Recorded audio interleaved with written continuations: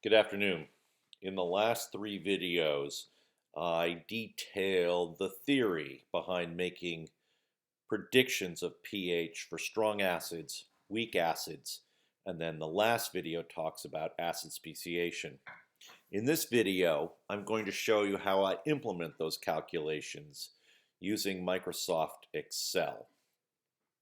In the process of this video, I will show you not only the implementation of the algebra for doing acid-base calculations, but I'll also show you some Excel tricks that'll be helpful in building your own Excel spreadsheets in the future. So the first thing is I like to keep one large workbook with multiple worksheets, and the plus button down here lets me create a new sheet. And you notice that I have three sheets in this workbook, and they're all labeled. And this helps you keep your workflow organized. So the first one I'm going to do is the pH of a strong acid.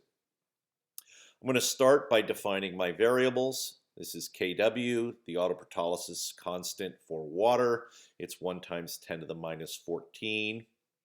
And then I'm going to calculate the pH of a strong acid. So here I've listed two possible strong acids, nitric acid and hydrochloric acid. They are strong because they dissociate completely. I then have listed the concentrations of these acids, 0.1 molar and 0.01 molar. No calculations, just a data entry at this point. Cell D8, I start to do some calculations, and because they are strong acids and dissociate completely, the H plus concentration is equal to the acid concentration. You'll notice that I have an equation that says equals C8, right? So the C refers to the column and the 8 refers to the row. Well, I intentionally left that value blank for HCl, so let's go ahead and copy D8 down to D9, and this little box in the corner allows me to do that conveniently. And there we go. H plus for hydrochloric acid at 0.01 molar is 0.01 molar. Nothing very fancy there yet. The OH concentration can be calculated from the H plus concentration and the Kw. And now I'm going to click on this cell, E8, and you'll notice that the equations are now shown in the equation bar, and they're color-coded to show where those cells are coming from. Right? So you can see C4 is my Kw, and D8 is my H plus. You'll also notice that I have dollar signs in front of the C and in front of the 4. That fixes the position for the Kw. It's a constant. I only need to have it listed in the spreadsheet once. But the H plus concentration can change because I've got multiple scenarios. So I'm going to again pull down. And notice that when I do that, it still uses C4, but it is now using the H plus value listed in cell D9.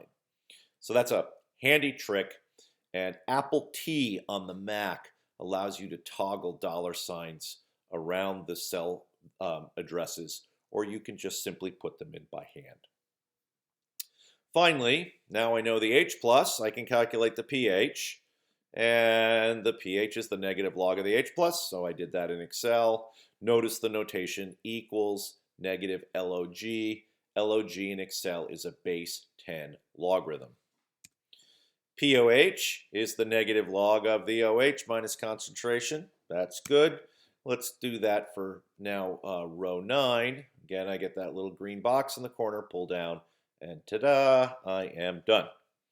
All right, so that's my strong acid calculations. What about strong base? Well, all right, strong bases in this case, I picked two, sodium hydroxide, potassium hydroxide. I made up some concentrations. If I know the concentrations of the strong base, I also know the OH minus concentration. I'm going to fill that down. Okay, if I know the OH minus concentration, I can get it. Okay, so I can now compute the H plus concentration. It's going to be equal to C4, Apple T. Notice the Apple T puts C, $C, $4. And now E14, so I'll click on cell E14. There it is. Hit return, and sure enough, I have computed the correct H plus concentration.